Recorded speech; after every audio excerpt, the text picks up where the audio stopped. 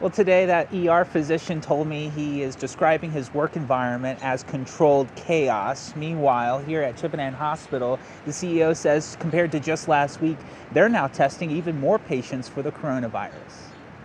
I will tell you, nobody wants to play with my kids because I am on the front lines. Dr. Carlton Stadler prepares for an 8-hour shift in the ER. I think that the worst is yet to come. As a member of the Virginia College of Emergency Physicians, Stadler sees firsthand the impacts of the coronavirus pandemic. In a lot of ways, it is business as usual, but there is some level of controlled chaos. There is some level of controlled fear. Outside of St. Mary's Hospital on Bremo Road, workers set up tents outside of their ER.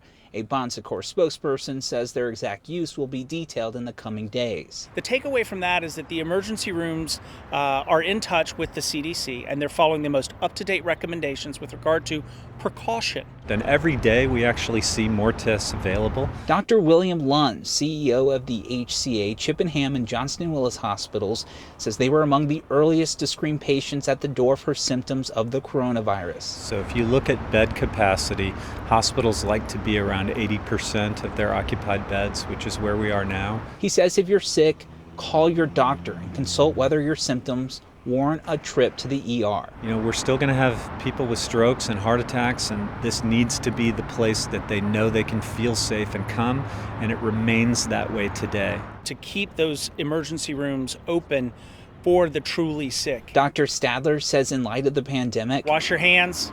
Social distancing is very important. His own family has ramped up their safety measures. We've done certain measures at my house to kind of distance me from the children. My wife's already told me I have to get undressed at the door and shoes have to come off.